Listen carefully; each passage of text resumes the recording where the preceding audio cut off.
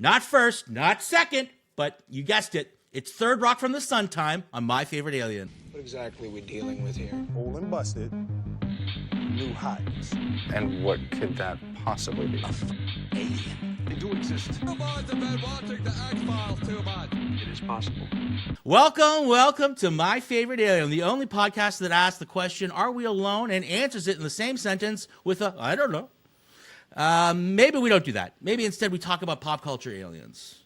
This week on the show, we're going back to my youth and revisiting a sitcom from the late 90s that left an indelible mark on my guest this week.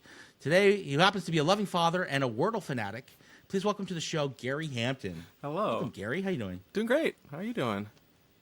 I'm wonderful. So, Third Rock from the Sun, that follows the group of the Solomon family, a bunch of aliens who have migrated to Earth to study and understand the human condition.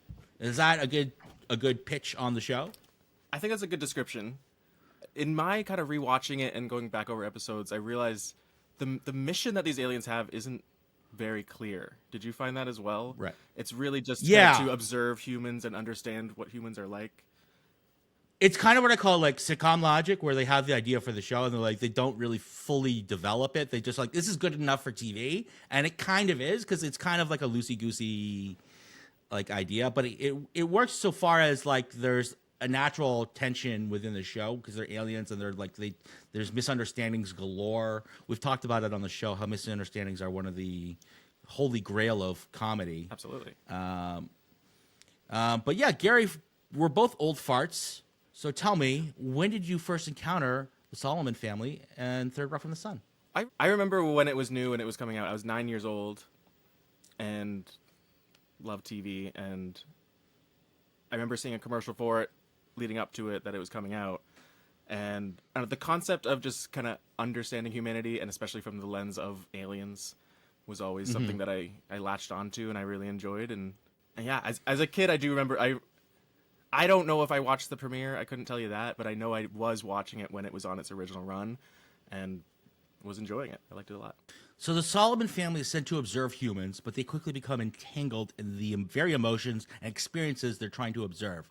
Do you think their growing attachment to human life proves that emotions are universal, even for aliens? I do think what Third Rock from the Sun does that some other alien shows don't do is that there is the classic kind of not understanding of emotions, but they're also, throughout the episodes, they do kind of take on those emotions in a different way, I think. I think it's a little more human. That's not even true. I don't know if I believe that now that I said it out loud. Because there are you know what though? Like I think the point of this podcast is to discover the true nature of humanity, and I feel like through the expression of alien and what it means to be alien and different, and I feel like that serves as a reminder of what it means to be human. So I think you're not far off. Like I feel like the highlighting of the emotions and like the feelings that these characters are feeling are just proof that they are universal. Yeah, I think that some moments they do understand the emotions, and there seems to be some conversation about like maybe some research they did before they got to Earth, where they're kind of saying, right. Oh, this is this thing that we heard about, and they engage in it.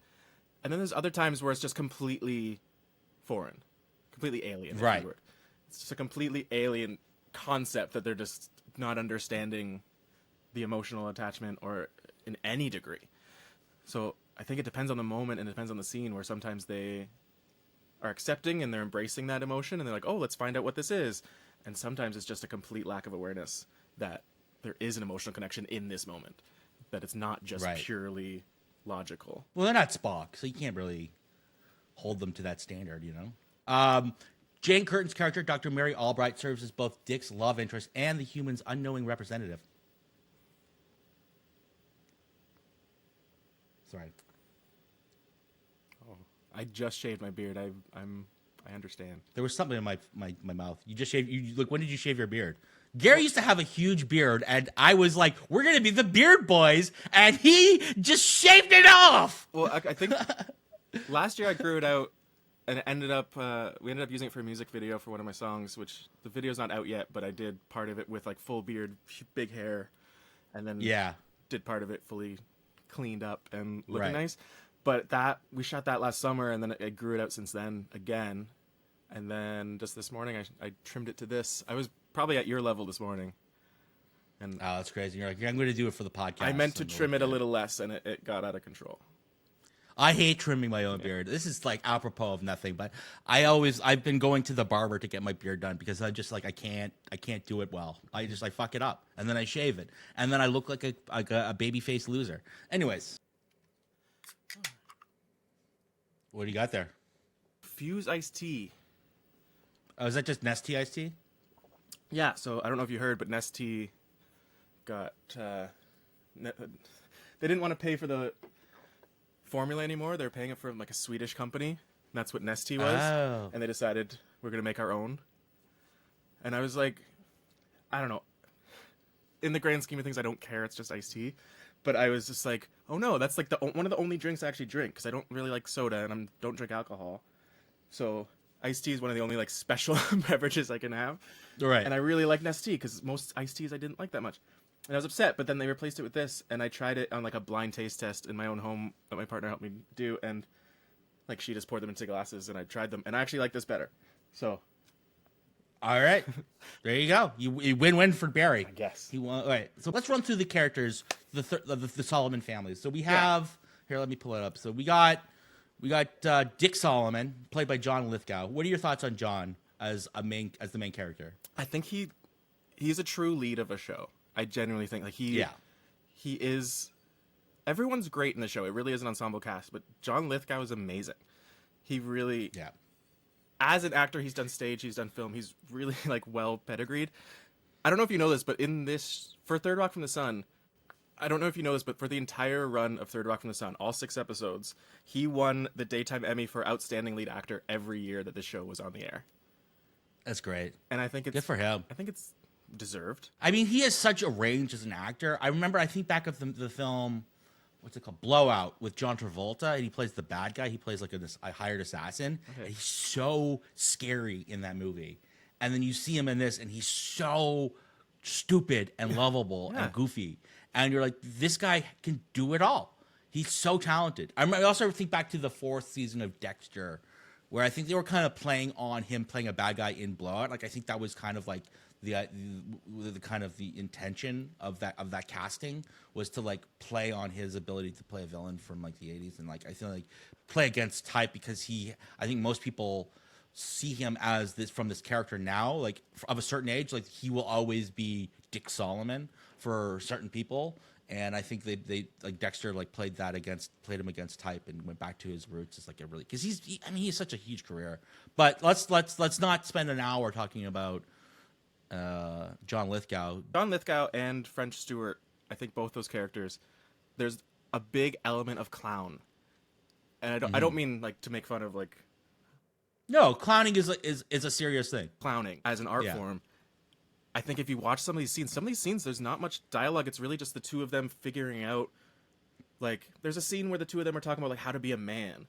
Or things like that, where it's kind of them putting on, really, it's a physical performance more than it is anything else.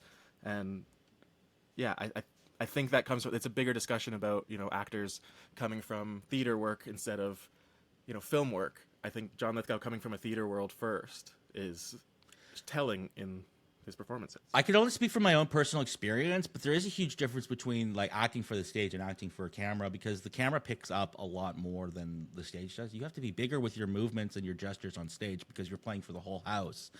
On camera, you're playing for the lens, and the lens captures it all very, very, very subtly. So there is like a huge distinction between acting for the stage. And I think like I remember when I was a kid, I was acting in plays and shit. My dad would tell me like, "You're great on stage, but you would have to tone it down for camera." And I'm like, "What are you talking about?" Like I was killing. He's like, "Yeah, but it's different for stage than it is for acting." And then when I finally got in front of the camera, the one time I did, I was just like, "Oh yeah, he's right."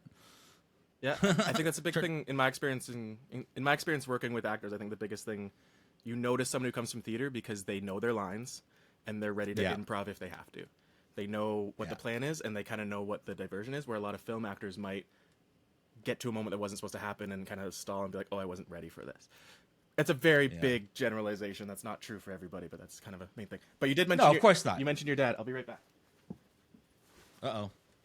Is my dad with you? He's dead, so I don't know. Oh, Prom Night 3! The Last Kiss. The Last Kiss! Holy crap. Yeah, I have that shirt. I remember, I don't know if it was because maybe you were in the shirt, but there was a day at MTV where you mentioned your dad was a director Yeah. and Producer. a producer, and we looked up his movies, and I said, I have this one. Yeah. I remember that moment really, really, really quick, like clearly. I remember the first time I wore a Prom Night shirt to MTV, Your and focus Rob is Hines off. looked at me, and I was like, nice Prom Night shirt. And I was like, oh, if you think this shirt's good, you're gonna fucking blow your brains out when I tell you that my dad produced it. And he didn't blow his brains out, but he was like thoroughly impressed, and I think that's probably what endeared myself to him, which ended up getting me a job. Anyways, I would say that probably gave you a bit of respect in his eyes. Like, yeah, good times. I could talk about MTV all the time. I've had Rich, Rob, Rich and Rob. That's it, I guess, and you. me. And then I think I'm gonna get Johnny on the show. Yeah. And I think Lucky would be good. You remember Lucky? Yeah. I still talk to Lucky sometimes. Oh, do you? All right. I think there needs to be a documentary about that era of MTV. That was insane. Yeah. Well, let's do it. We could. Amy not hard. Siegel makes documentaries. She could help us out. Does she really? I saw her on Bumble. Anyways, let's not talk about that. Kristen Johnson is a great counterpoint to John Lithgow. She brings feminine energy, but her character is also a man inside a woman's body.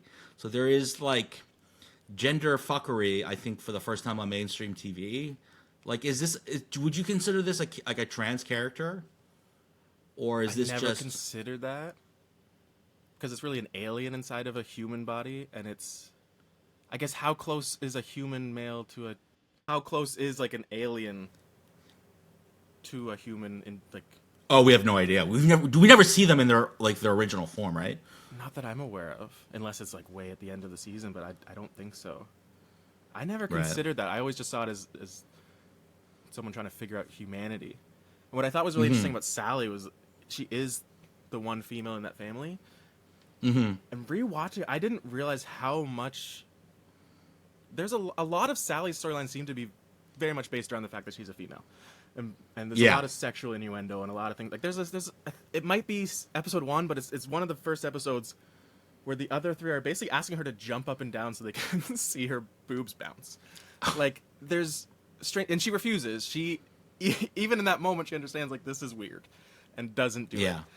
From what I remember and from what I've kind of rewatched, it does seem that is kind of the focus of her character is the female experience and poking fun out of it in a lot of ways and just the confusion of it in a lot of ways.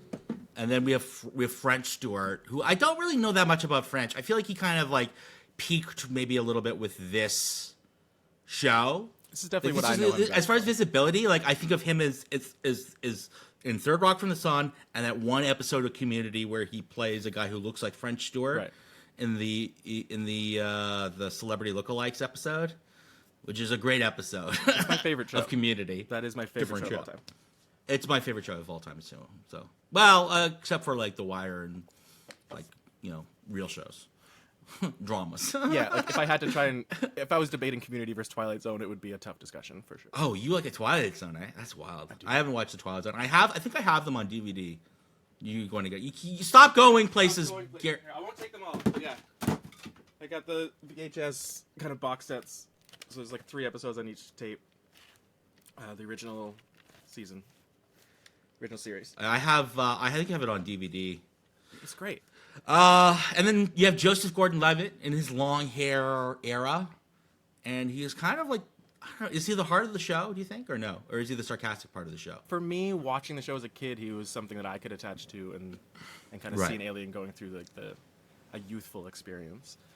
I don't know is he the heart of the show? It's possible. He seemed to be a little more sensitive than the other aliens. Ami Solomon. It's a he has an infantile name, like it's Yeah. Dick, Sally, Harry, and Tommy. Yeah. Which I do want to point Tommy out. just sounds. There's a joke. I'm almost certain it's not in the first season. It might be like in the 4th season somewhere Okay. where it's just a casual joke. I think it's Sally or maybe no, it's someone else that like sees them and meets them and makes the reference like, "Oh, Tom, Dick, and Harry," which is not something I picked up on when watching the show. Yeah. At all. I didn't pick up on their names being kind of like the most basic human names from that every Tom, Dick, and Harry, you know? Yeah. Oh, yeah. I didn't pick up on that at all. I think him being Tom, Dick, and Harry. right? I think him being named Tommy kind of separates it a little bit. Yeah. And Also, the order that they appear in on Wikipedia, where it's like Dick, Sally, Harry, and Tommy. Like, I'm not thinking of it, but you put Tommy, Dick, and Harry, and like, oh, okay. And it's just a Like, quick that joke. makes It's a sense. throwaway joke in a very random scene in like season 4. And it gets a big laugh. I think that was a moment for a lot of people to be like, oh, like almost like a hidden joke. Right in your face. Hidden joke. Yeah. So then, where do they get Sally from? I wonder. Is Sally like the most common woman's name? At the time, maybe. Can't be. I don't know. I'll tell you what, it's not. Beyonce. Not many. Beyonce is definitely not the most common female name. I only know one of them. Just a fact. Yeah. So Jane Curtin's character, Dr. Mary Albright, serves as both Dick's love interest and the human's unknowing representative. What do you think Mary Albright brings to the show as the only major human character unaware of the alien's true nature? I think in any sort of like an alien on Earth situation, you need some human to bounce it off of. Yeah. It can't just be entirely aliens existing on Earth and laughing amongst themselves or being confused amongst themselves. You need a human character to kind of ground it. Jason Bateman was on a Conan podcast, and he said a quote that I thought was great. It was about Arrested Development. It was about his character in Arrested Development. He was saying, "There's nothing funny about a Martian on Mars," Right. and I think he nailed it. I thought this was like a bigger quote. I didn't think he just said it, but I looked it up, and I can't find anything that attributes this quote to anyone else. So I think he may just said it on the Conan podcast. Yeah, I think it's aliens on Earth, but they need a human to interact with to, so you can really see the comedy in that. I think there's a lot with her specifically with that character. There's a lot of moments where she goes along with Dick's weirdness. She plays along Right. with it, maybe a little more than most people would, but it's for the comedy. One of the most classic scenes in it, I think, and again, not much dialogue, where they're at the party, they're in the bathroom, Dick kisses her, and then she slaps him, and then kisses him, and then he slaps her back, and they kiss, and she Yeah. slaps him again, and they kiss. And that's not a real moment that would happen in real life, but she plays along with it, the character plays along with it, and that's where you get that moment of comedy, which is funny, but it's even funnier the next scene when they're leaving, and he says goodbye to the host and gives her a kiss and slaps her. Because he thinks, oh, this is normal, this is what humans do. Because of the reaction that she gave was a little more understanding than most people maybe would be. That's great. Yeah, I love Jane Curtin. I think she was so good on SNL, and I think she really was like kind of like a good anchor. Because most of the times when you're talking about aliens in TV and movies, you're not following the aliens, right? Like you'll get snippets of them, but it's always about the human reaction to the alien. And this kind of flips the script on its head, right? In a way, like it makes it more about the aliens' perception of humans. It's almost as though like we're the aliens and the Martians are the ones trying to figure us out. Absolutely, and I think that's just true. I think, yeah, it's aliens coming to Earth and figuring out Earth, but it's still, to them, we are the aliens. We are the weird ones. We are the confusing ones. Like, Yeah. why do they do these things? And honestly, probably the biggest thing that made me watch this show and have an attachment to the show is that thought of, like, humanity is weird. We are weird. We are very strange in the way that we live and interact, and, like, these hidden rules that exist for us, and, like, you know, going through life and try to figure out what these rules are and when they apply and when they don't. That's truly why, as a 9-year-old, I'm first being attached to the show, is because I'm doing the same thing as a kid, just being like, what's going on? Why are we doing this and not this? Why is this okay and why is this not okay? Why do these rules apply to some people and not others? And watching a show like this where the aliens are perceiving humanity and thinking maybe the humans are the aliens, as you're saying, I think that's the biggest thing that really gripped me to this show and attracted me to the show and kept me watching. It's a very universal and a very, maybe I'm the weird one to be attached to that, and maybe, but I think that's a common thing for people to be confused about humanity and not have an outlet to question it or to laugh at it. And I think these kind of shows help us laugh at ourselves and understand, like, yeah, we are weird. We do weird things. We have weird rules for ourselves. We do. We have a lot of like things that makes no sense to outsiders, and you know, and he, like, it's also turns of phrase, and like there's just so much material that the show had to work with. Yeah, and there's a lot of physical comedy too. Like I think this was an early season moment where Dick sits down at his desk and it's just a tissue box, and the whole joke is Right. whoa, and then he like looks around and he kind of like surprise it. That's the whole gag, is he's looking at a tissue box and he's amazed by it. That's kind of where Love the that. clowny thing that I was talking about before comes in, where I want to see what's on the page for a scene like that. Is it just like Dick pulls a tissue, he's amazed that there's more? How much is written and how much is just John Lithgow kind of performing and reacting to an audience and seeing what works? I wonder if there are scripts available. Oh, that'd be great. No, there are just transcripts. That's annoying.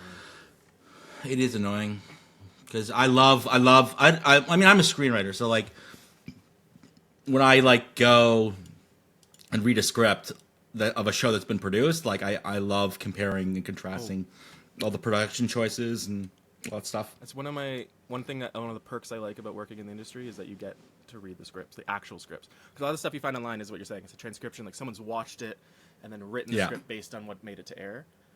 Yeah. But reading a script and then going to shoot it and then seeing what ends up on the screen after, that process is Yeah. fascinating to me. I love that. It really shows you that a script is really just a blueprint, and it's a transitional document or transitional document. Like, it's not the end product. Yeah. It is meant to provide the bones of something else to be built on top of it. Yeah, and there's no rules. That's one thing. I don't know. There are you rules. know more about this than I do in terms of like what rules are actual rules and not. But I remember being told like you never write in a specific song in a script, or you never do camera moves in a script. I think all the shows I've ever worked on, at some point, someone's written in a camera move, and it's because in that moment, Yeah. that's what they want. Yeah, there are guidelines, and there are standard practices, but what in a script, what is most important is that you make a choice and that you consistent with it in terms of formatting, in terms of structure, in terms of what you're doing. As long as you're providing consistent vision, it doesn't really matter. So if you're going to use camera moves, but use them sparingly and use them effectively. Don't overdo it, because you're not a director, you're a writer. Yeah, it's a script. And I it's think not- that's a huge yeah. issue. It's Yeah. not a storyboard. You want to leave, but for certain moments, absolutely push in, focus in, like all those words. Like, try not to use like close up, but use language that's more writerly, Yeah. and then you can get away with it. For example, a shot. But a shot where- I always write songs into scripts, always, That's the biggest thing. Like, every yeah, Umbrella Academy. every time.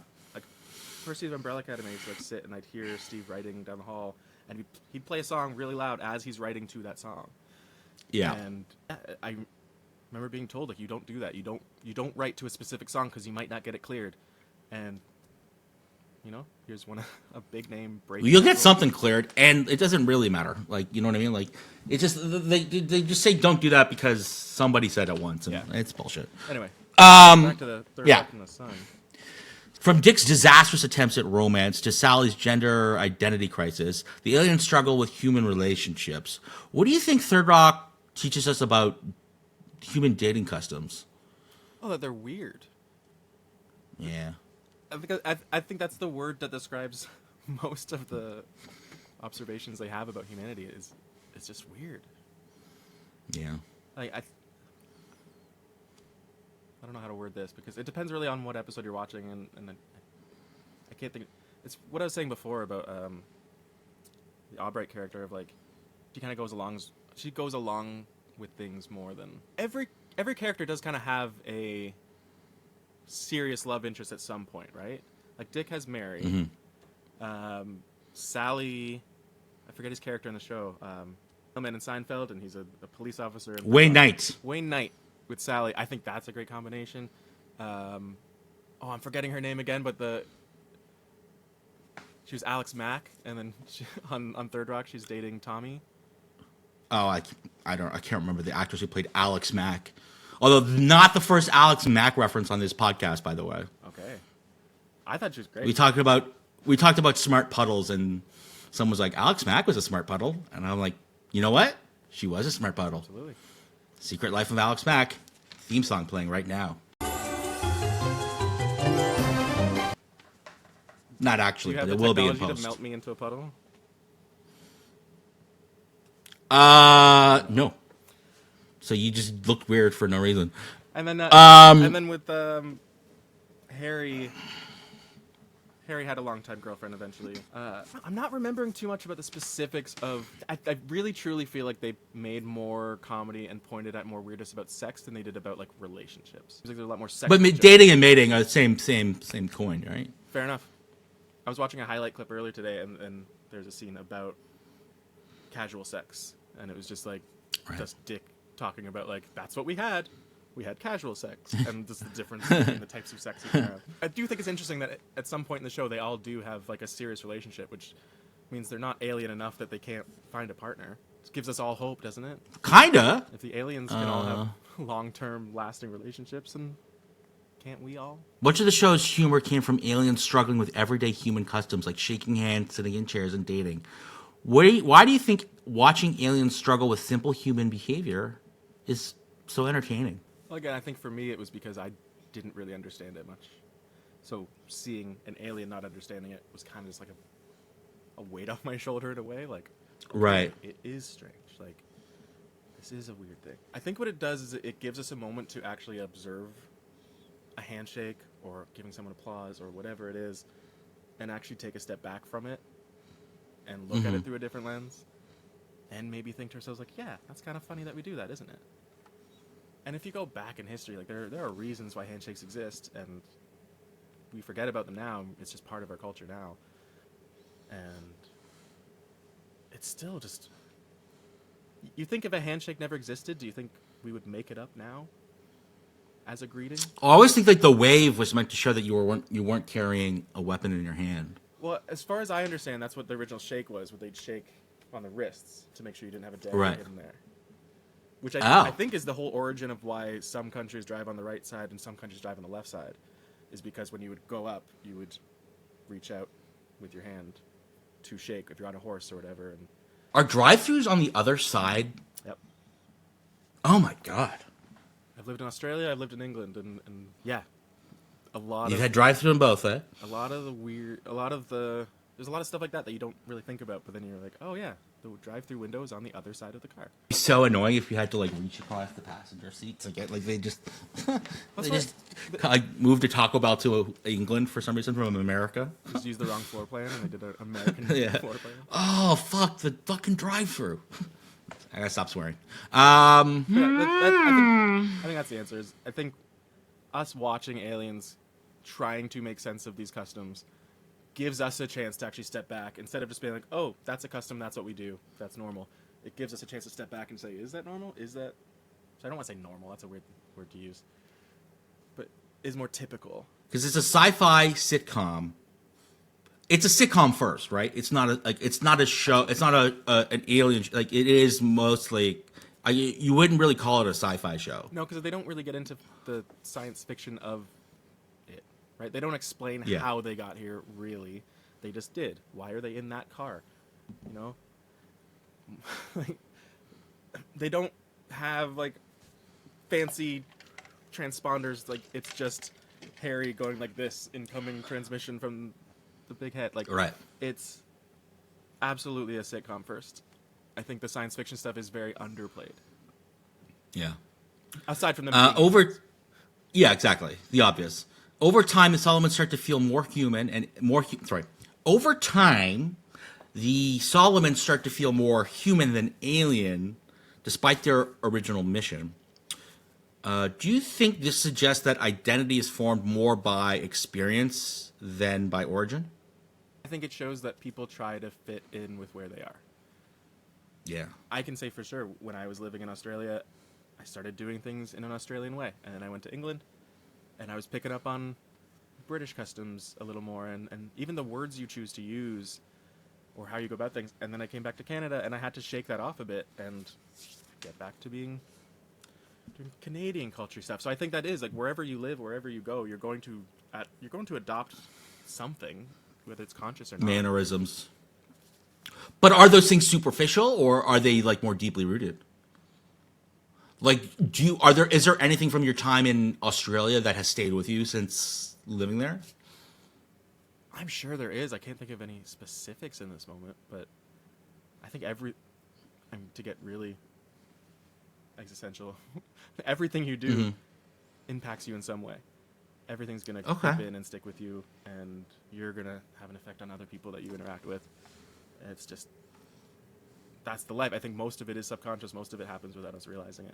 But yeah, to your bigger question, I think everything that we do is, I think it begs the question that if everything were just to be reset, started again, would we still have any of the same cultures we have now? Customs is what I meant to say. Yeah, I think that's the bigger question, is if we were to restart everything, if humanity started fresh, would we have the same cultural things that we have now? Probably not. No.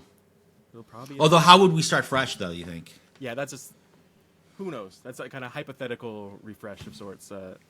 Humans have very important inherent traits. I also think there's a lot of what makes a person that comes from your experiences, and I think, nature versus nurture has always been a discussion, and I think it's absolutely a mix. But I think nature is it's a big factor. A couple points on guest appearances, if you want to talk about that. I don't know anything about the guest appearances in this show, so if you have stuff prepared, let's talk about it, and I will react. Yeah, I think there's some really interesting guest appearances. Who? I'm trying to remember. Can you look it up because you're more on your computer right now? John Cleese. He came in for a few episodes, and I forget what his name is, but it's like his name in the show is another name, a known name. It's Dr. Liam Neeson. There you go. So his character I thought was very interesting because he comes in and he's just like a regular person, but in the end you find out he is an alien. He's an evil alien. He's kind of against the Solomons. Yeah. Later on in the series, there's a lot more guest appearances and a lot more, 4-episode arcs seem to be common for the show. I'm looking at the Wikipedia, sorry. And we got Bill Shatner as the big giant head. I think William Shatner is probably the most notable guest appearance on Third Rock from the Sun. He came at the end of season 4 for 5 episodes, and he was the physical body of the big giant head. Right. He won an Emmy Award for this as well. He won an Emmy for cool. best guest star role or something like that. William Shatner's first appearance on the show, where he lands, they get him at the airport, and they ask him, "Hey, how was your flight?" And his response is a direct reference to The Twilight Zone, this episode right here, Nightmare at 20,000 Feet. Yeah. It's a very classic episode where he's on the plane and he looks out and he sees a monster on the wing, and he's freaking out and nobody believes him. And what I love about this show, and this show had a lot of meta moments where it kind of it mentions real life a lot outside of the TV universe that they're in. It mentions like the universe that we live in. This is a moment where they kind of do the opposite, where they're referencing something that happened in our universe, but to them it was real. So William Shatner plays that role in The Twilight Zone in the original series, in an episode that aired in 1963. 20 years later, in 1983, they do the Twilight Zone movie, and John Lithgow is that character in that remake of that in the scene. movie? In the movie. So in Third Rock from the Sun, William Shatner says, or they ask William Shatner, "How was your flight? How was your time?" Yeah, they ask William Shatner, "How was your flight?" And he says, "It was horrible. There was a monster on the wing." And John Lithgow's character, Dick Solomon, says, "That happened to me too." It's such a great moment. It's such a funny moment because anyone that knows that about the Twilight Zone and sees those episodes, that's a big laugh for them. That's a big moment. And How big is that audience though? Like, do you think that's like a joke that everyone would get, or for most people would it go over their head? That's what I'm 'Cause questioning. you had to explain the shit out of that, and you did it very well, but Thank you. still requires a lot of explanation for. I think it probably went over the heads of a lot of people, especially because Me this is too. 1968's the original Twilight Zone episode. Too far removed from the originals, sorry, yeah. 1963. 63, 83. 83, and then we're in, 96, or it started. I've been around the year 2000 that these episodes are airing. So Yeah. they're all 20 years apart from each other. But if you know, what a rewarding joke to the people that know and are seeing these characters on screen together. And also, there's an episode where Dennis Rodman is just in a store they're shopping, and then Dennis Rodman sees them, and he's like, Sally, Harry, what are you doing here? And they're like, oh, we're shopping. And he's That's like, so funny. He's like, no, I mean, what are you doing on Earth? And the whole bit is that they know Dennis Rodman is an alien, and the whole joke is like, you're being a little obvious, Dennis Rodman. People are gonna know you're an alien. That's so funny. This is before he went to North Korea, though, right? Oh, absolutely. Yeah. And I think Dennis Rodman in the 90s was cool. Dennis Rodman after the 90s, not cool. always very strange. No. And then another, not so much a guest appearance, but do you remember one of Dick's students in his philosophy class, Leon? Kind of a dumber student, if you will. His son? That's his real life son, Yeah. which I think is wonderful. I think that adds to the. I love when people cast their kids. I love shit like that. Oh yeah, It's nice. yeah. Why not? I think that might be my own last of my notes. You don't have one on China? I didn't. I meant to write that down to reference for you. Yeah, of all the guest appearances, they even have China. I love China. I wish I could see that clip because I wonder. R.I.P. I do wonder how many of the guest appearances are people playing other aliens. The show it's the 90s and it's TV, so it was in like a 4:3 format.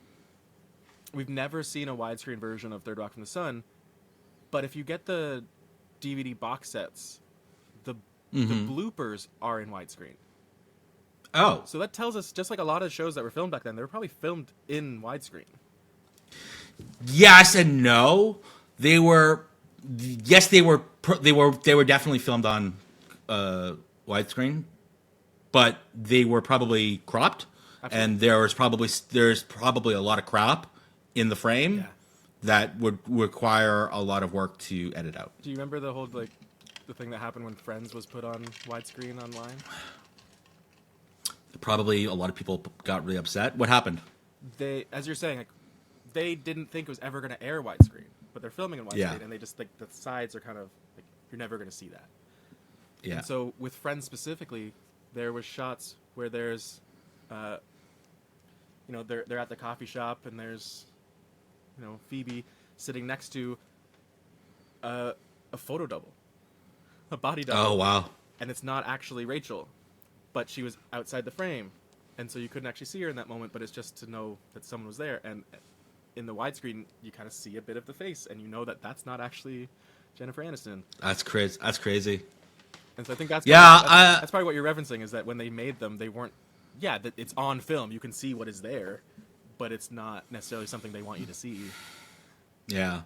I think The Wire took the effort to clean up all the crap that was on the edge of the frame and actually released widescreen versions of the show, because that show started in 4:3, because it started in 2002 and then ran for 5 seasons to 2007, 8. Oh, 2001. Started 2001. Anyways, it doesn't matter. But yeah, when did the whole 4:3 thing is really annoying, because like in shows like The Simpsons or Seinfeld, mostly The Simpsons, when they first released it on in HD, they cropped it. They just punched in, yeah, and they would crop horrible jokes were lost, and people were like, "Why are you doing this?" So that we don't have black bars on our TV. But people really don't like black bars. No, so They really don't. a little inside story, but you were there for this. I don't know. Maybe you weren't there yet. Were you around at MTV when we switched to widescreen? No. So what we did was we knew it was coming, and so we had the 4:3, which is what we did for the first time. I don't remember how many years. Then we knew that we were going to switch to widescreen at some point coming up, so we put up fake black bars on the screen. They're double black bars. And we shot it in from my memory, it was so that those episodes we could then re-air later in a widescreen format, but also to kind of get the audience prepared that our show was going to be in widescreen. So I thought that was an interesting kind of step-by-step that we took. I did have one more note just about a specific scene that I thought... Okay. Just one thing I find interesting about Third Rock from the Sun is how simple a scene can be.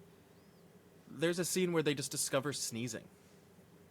They're just in their house, and one of them so funny. wants to sneeze, and then they do, and I think it's Sally that sneezes first, and she's like, "Oh, that felt amazing." And then Harry sneezes, and they're all just like sneezing, and it's got, "Whoa, what is our body doing?" I think that is also fun. I think what's funnier is the comedy on how we interact with each other, but also just a moment like that. Have you really taken a step back to think like, yeah, sneezing's weird? What was your intro to the show? Did you watch this when it was on in real time? I did not watch week to week. I would watch I would drop in on it for sure. My dad was a big John Lithgow fan, so he liked it a lot more than I did. I liked it. It came out at a very impressionable age for me, where I was constantly looking for a sense of what is funny and what isn't funny. Yeah. And I think it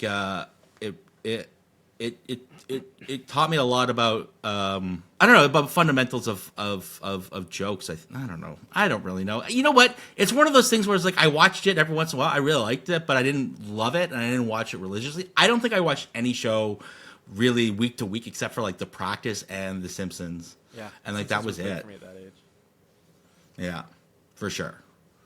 And they have a whole episode about aliens. I can't wait till someone picks Kang and Kodos. Oh, that'd be a good one.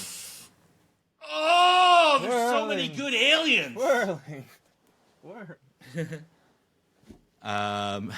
Don't blame me. I voted for Kodos. That'd be so good right now. By exaggerating human behavior through alien eyes, the show made us question our own customs and habits. What's one thing the show made you realize that is completely ridiculous about being human? Oh, specific thing. I'm just running through all the different scenes.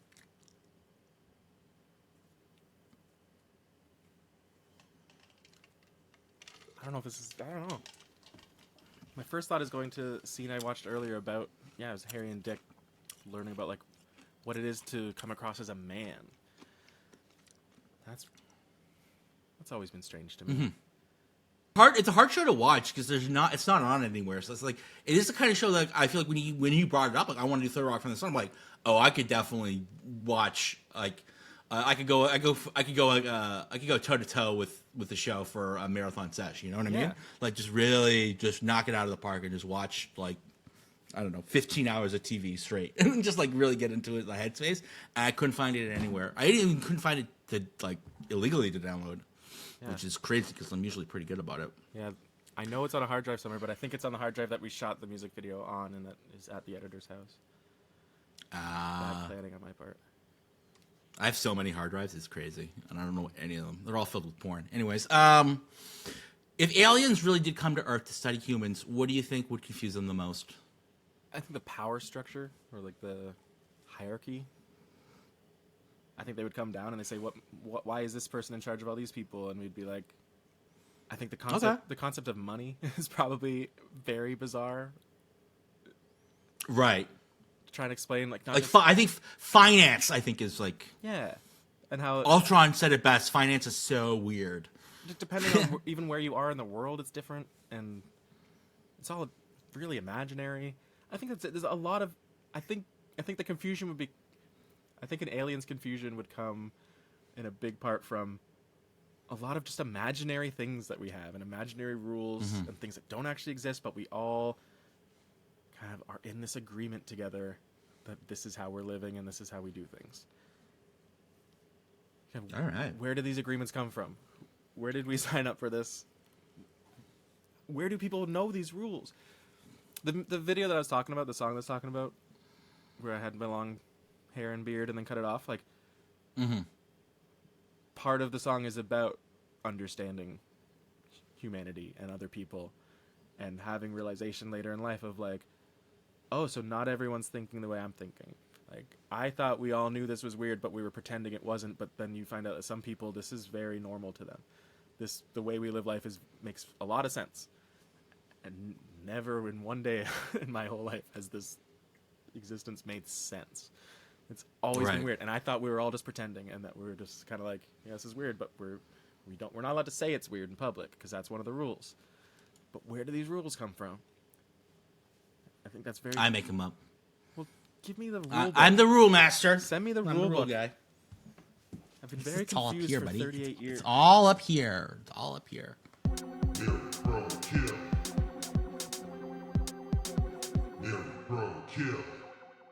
John Lithgow, French Stewart, JGL, Joseph Gordon-Levitt. I think I would probably have a lot of fun hanging out with Joseph Gordon.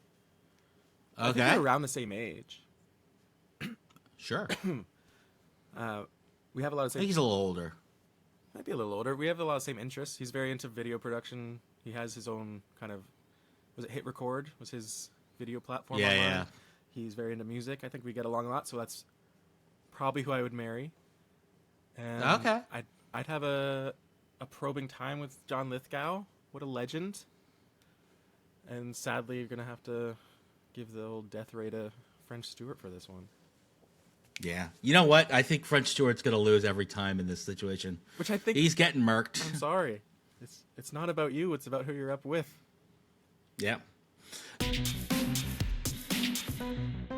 Pitch me your take on a continuation of Third Rock from the Sun. Now, are we thinking logistically in real life or Blue Sky? Anything you want. Blue Sky, John Lithgow's back. Okay. Him and Miss Albright have kids.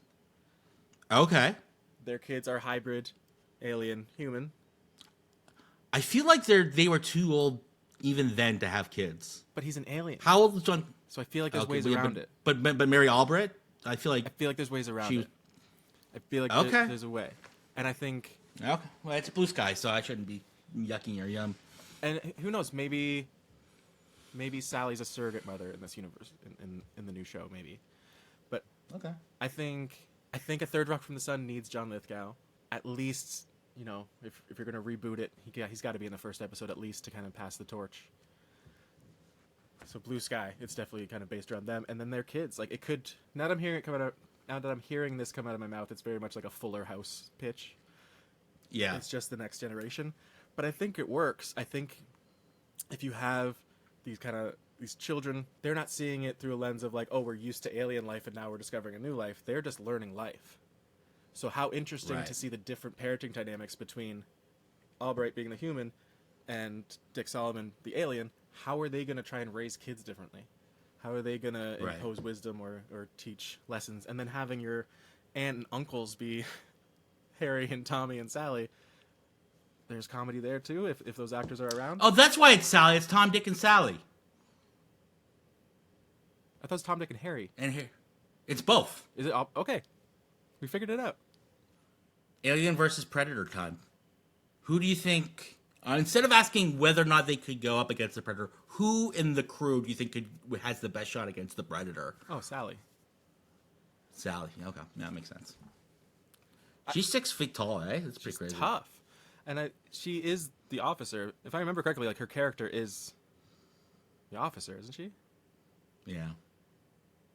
I think so. I don't know. Like I think, The things I don't know about the show are crazy. yeah, like I know Dick's like the head alien. I think Sally's the officer. I think that's why she kind of gets into that policing world. Sexy Close Encounters. Who in the crew would you sleep with? I guess probably Mary, or what's her name? Sally? If we're including Mary, I'd Yeah, choose Mary. You choose Mary? Jane Curtin? I think she's lovely. She's not an alien, though, so Oh, that's a we're good not point. including her. Well, then you have to pick Sally. I'm a straight guy, so I got to pick Sally. You don't have to do anything. You can pick whatever you want. Then it's either Sally or Dick. Nice. You like Dick, eh?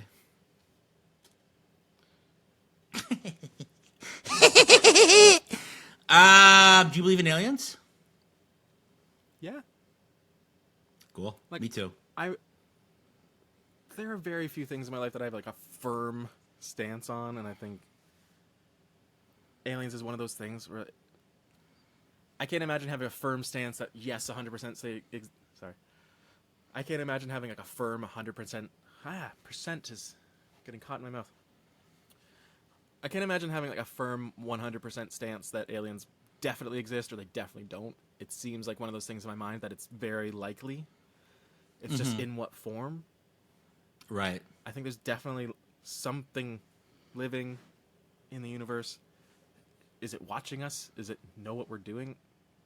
That's the question, and I don't think there's any way we would know. I think it's really fun just to say, yeah, there probably are aliens.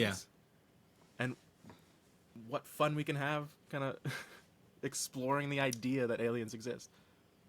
Yeah, that's the point of this podcast: exploring the creation of these aliens. Anyways, But I think more likely than not, with how vast the universe is, and there's got to be some sort of living something somewhere.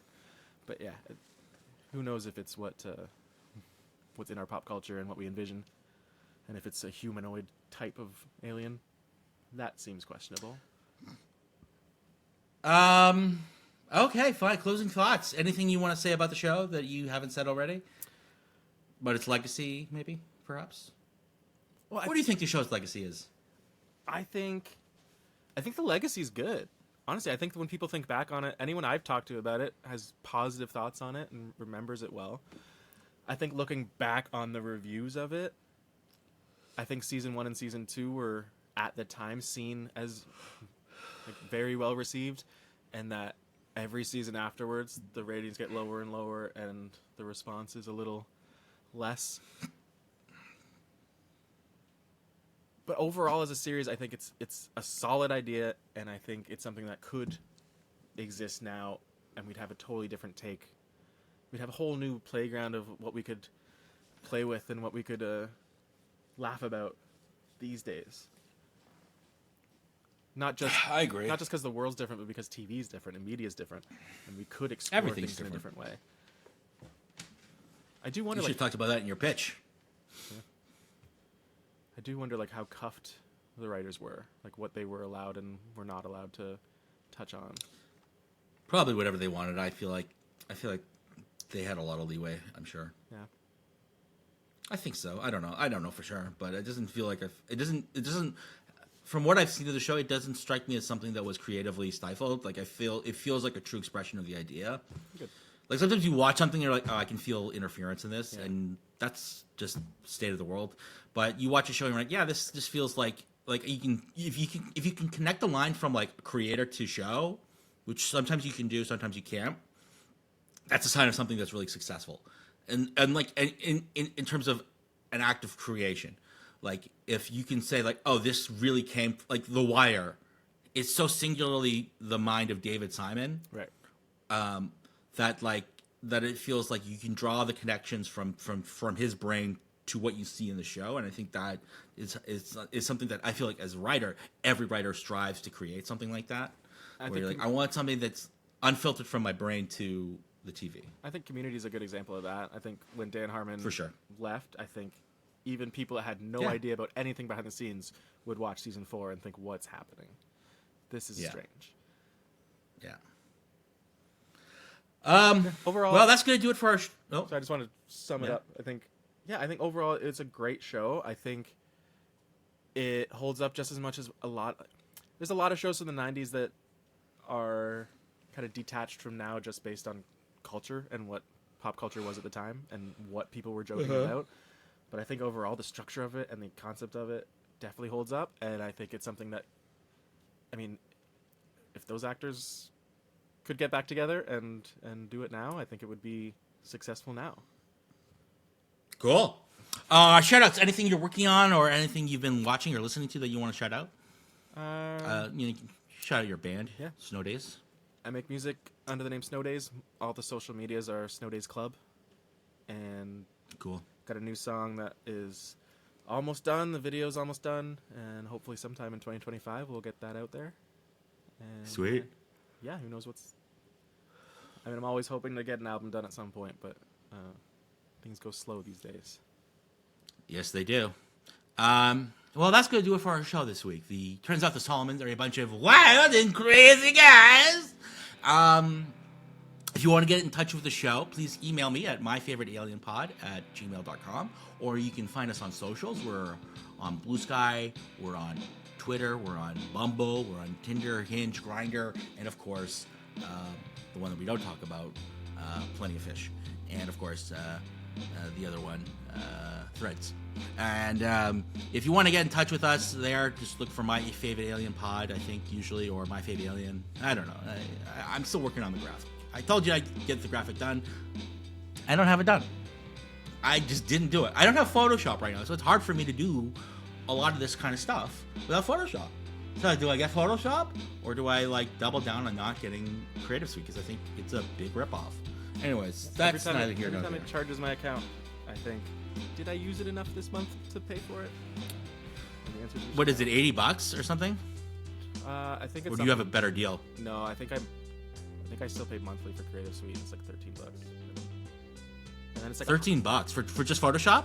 yeah, and then it's like $130 for Microsoft Office for the year, which Yeah. it's too much. The subscription model sucks. I hate it. I don't even use I use Google Docs over like a dedicated word processor. It's not even worth it. That's what we was literally just having a conversation today because it got charged, and I was like, do I need this?